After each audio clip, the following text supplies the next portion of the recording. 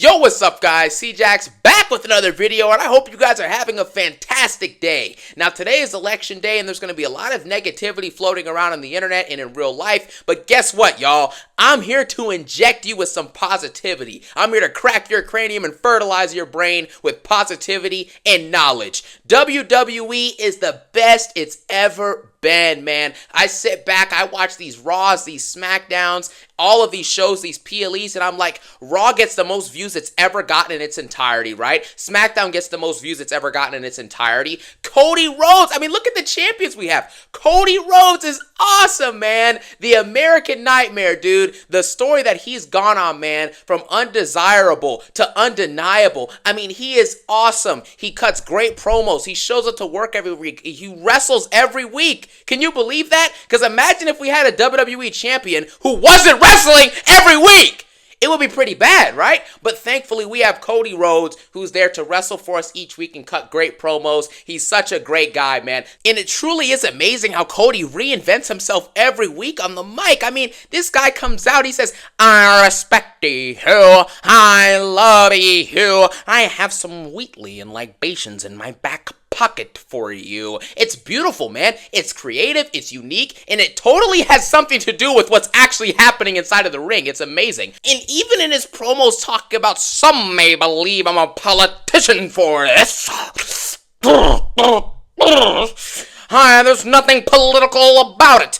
Right? Because that 100% had to do with things that were happening with him and Gunther, so it made complete sense for him to say something like that. In the spirit of election day, this dude loves politics. He's a politician, and hopefully he runs for president one day so I can vote for the American Nightmare. Right? When he's in the ring with legends, well, quote-unquote legends, right? Obviously, guys like Gunther and Cody Rhodes, you know, they're way better than guys like Roman Reigns and Randy Orton. But anyways, if Cody's in the ring with Roman Reigns and Randy Orton, he's obviously going to say something about respect and love and adoration and, you know, Wheatley and libations and, you know, Stardust and Dusty, you know, his daddy Dusty, you know. It's just absolutely awesome at the end of the day to see how he's able to reinvent himself and always talk about something that has to do with the feud, because every feud now is built up on respect and love and care, and it's absolutely awesome to watch this week to week. And for him to take on the Cena schedule, right? We all know Cena used to wrestle at all these live events. He'd wrestle every week while also cutting amazing promos. But his promos and his work ethic don't compare to Cody Rhodes, because since Cody won the title at Mania 40, he's wrestled 5 matches on live television, man. I mean, Cena can't even compare to those numbers. How many matches did Cena wrestle in 7 months when he was WWE champion? What, 25? 25 isn't more than 5. Cody wrestles a lot more than Cena. He's got the Cena schedule, and he is the workhorse. I love Cody Rhodes. He's amazing. Liv Morgan, again, similar to Cody Rhodes, right? If he never wrestled, it would be a problem. But Liv Morgan, she wrestles each week, right? Imagine if Liv Morgan was cutting boring promos like, Rhea, I took your title. I took Dom. I took the Judgment Day. Imagine if Liv Morgan was doing that, right? It would be awful! But of course, she doesn't do that. She cuts unique and creative promos every single week, and it's very telling of her greatness, especially with her recent Crown Jewel Championship. You have Rhea Ripley, another mega star in today's day and age, man. She cuts amazing promos, because it would be so stupid if she came out each week and said the same thing, like, I want my title back. I want my title back. I never lost it, so I'm gonna get it back, yeah? Imagine if she did that every single week. It would be dumb, right? But she doesn't do that. We're living in a new era of WWE where storytelling, quality, and money and entertainment is pushed to the forefront. The days of old when we had superstars like John Cena, you know, Randy Orton in his prime, CM Punk in his prime, DX with Shawn Michaels and Triple H, Chris Jericho, Rey Mysterio, all of these absolute bums, including The Undertaker, nobody cares about that era. That era was garbage, and people try and paint the narrative that Cody Rhodes sucks and Liv Morgan sucks, and it's absolutely nonsensical. Roman Reigns is not better than Cody Rhodes. Roman Reigns doesn't cut good promos. He hasn't had a good championship reign that was 4 years and delivered some of the greatest work we've ever seen. He never did any of that. Why should I believe that Roman Reigns is great? He just isn't. Jey Uso is not more over with the crowd than Cody Rhodes is, because Cody Rhodes is the end-all be-all. And on top of that, we have the greatest in-ring performer of this generation in Gunther. Gunther is the workhorse, he calls himself. himself. He is the ring general, and that's why he wrestles every single week. You never see Gunther showing up in a suit just cutting some boring, meaningless promo. Why would he do that? Gunther shows up to work, he fights every week, he cuts promos every week, and he wrestles 3 live event matches every month. So don't tell me he doesn't wrestle on TV, because he does. And he also wrestles at live events, which is most important, because those 3 matches a month that are in front of 2,000 people really mean a lot, man. But anyways, I want to get to the real point of this video. And the point of this video is that I believe that even with WWE's current state of being the best it's ever been, I think that they are going to get even better in the future. And that excites me. We have great champions across the board. We have great promo cutters. We have the most views and the most notoriety, the most impact. WWE is so mainstream that a video with Cody Rhodes cutting a promo gets less views than a 9-year-old unboxing toys in his dad's basement. Because at the end of the day, WWE is the hottest it's ever been, guys. All of those videos we used to get with hundreds of millions of views, tens of millions of views with Cena, and AJ Lee and Dolph Ziggler, CM Punk, The Shield reuniting, all that stuff. Who cares about the views those videos got? It does not matter. All that matters is the current roster of WWE superstars. And when you embrace the power of the positivity and you continue to listen to the amazing narrative that Triple H and everyone is telling us, you come to the realization that WWE sucks!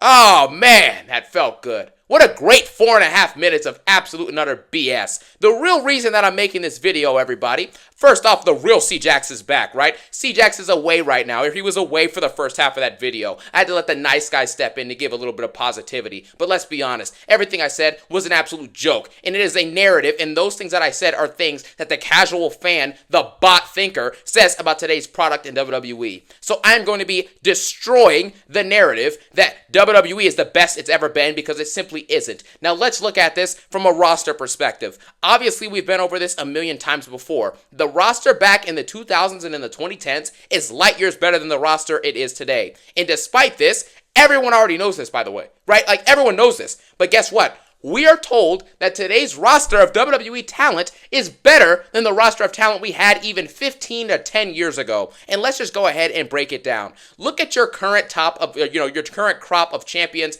in mid-carders / upper mid-carders, right? Cody Rhodes.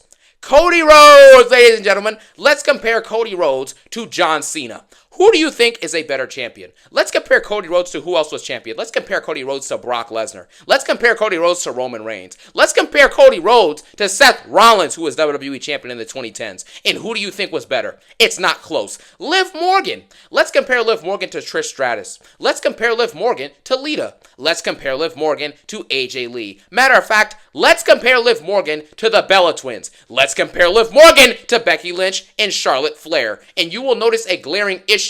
Nia Jax and Liv Morgan are awful in comparison to the champions that we had literally 5 to 10 years ago. 5 to 10 years ago, we had better champions than this. And not even to go back to 15 years ago.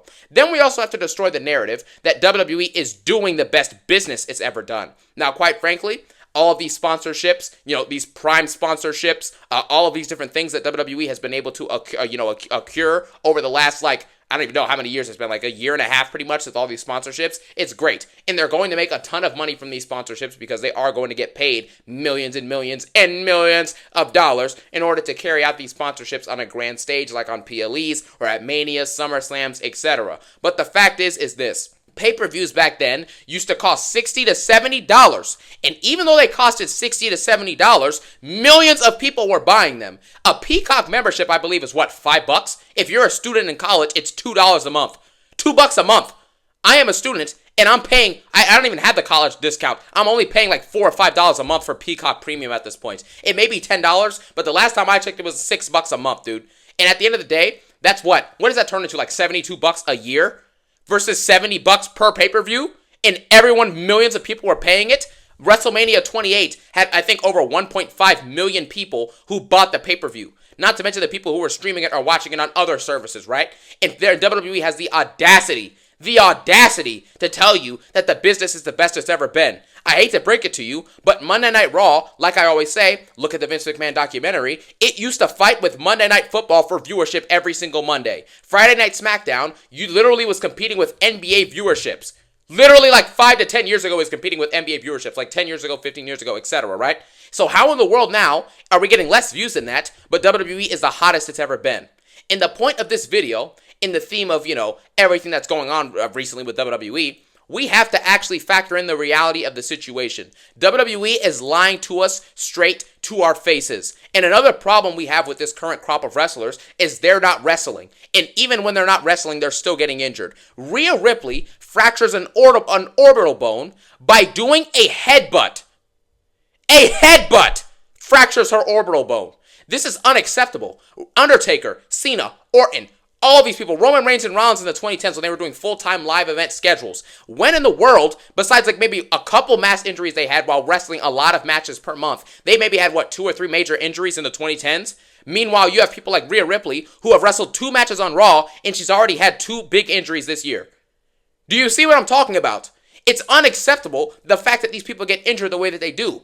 And now that we've established that WWE lies to you about the viewership, they may not be lying about the revenue because, hey, at the end of the day, when you're getting big sponsorships, you're going to make more money, right? But WWE has always had different sponsorships depending on, the era or the phase of their company, right? So this is just an absolute lie of a narrative. And WWE being mainstream now is like the new narrative for goons on Twitter. It's not accurate. It's not accurate. It's about time we get real with ourselves. At the end of the day, WWE is not the best it's ever been. The sooner you realize it, the better. The wrestling back then was better. The simple fact that Shawn Michaels, Undertaker, Batista, John Cena, Shelton Benjamin, all of these people existed under the same, Jeff Hardy as well, all of these people existing under the same umbrella as professional wrestlers in a thriving WWE that was super mainstream, lets you know that the wrestling in the ring back then was better than it is now. Right now you have what?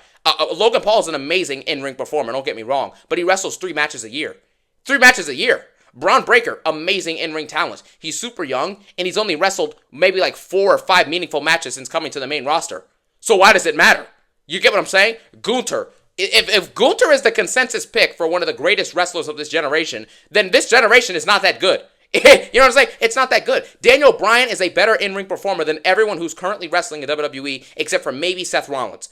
That's it. Everyone else, he's better in the ring than. Daniel Bryan is great in the ring, and quite frankly, in terms of storytelling, obviously you have people like Roman and Cena and Orton who are the best storytellers in the ring, right? That's a different category, but in terms of the actual in-ring specific work, what do you have right now? What do you have right now? Who's actually wrestling each week that's really great in the ring? Andrade, Carmelo Hayes, Chad Gable? Are we really saying any of those people are better than Shawn Michaels? Or Jeff Hardy? Come on, man. Let's just be honest with ourselves, right? We have to be real with what we're saying. And at the end of the day, that's all the point of this video is. I wanted to inject a little bit of positivity, but also inject some realism, because I've been meaning to talk about this lie that WWE is the best it's ever been. It's not the best necessarily viewership-wise. It's not the best quality-wise, because promo-wise, look at all the best promo workers of all time. John Cena, CM Punk, The Rock. You know what I'm saying? You also had, what's his name, bro? Randy Orton as well. He just cut a great promo 2 weeks ago and was cutting great promos back in the day as well. Roman Reigns has developed into an awesome, all-time great mic worker at the same time. And all these other people that existed and cut these great promos, you look back, they're all 10 to 15 years back when they debuted or became prominent in WWE.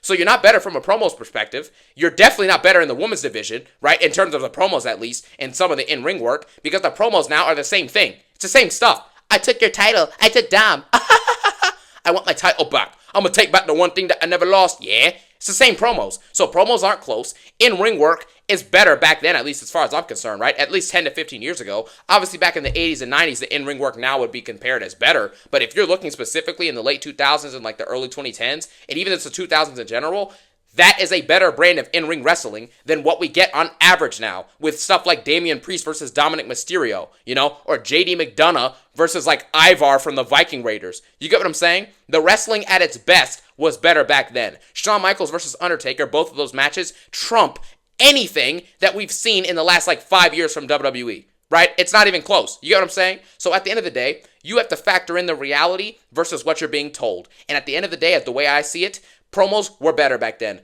Viewership was obviously better. That's a statistic you can look up for yourself, right? Also, the wrestling in the ring was better. The entertainment factor was simply better. And overall, the entertainment and the mainstream appeal of WWE was higher. So when WWE and Triple Bald Egg H tell you that WWE is the best it's ever been, don't believe them. But anyways, today is a great day. I'm feeling good. I hope you guys are feeling good. And I hope that everyone watches this video doesn't have a good day, has a great day. As usual, hope you all have a good one. Peace out. One love.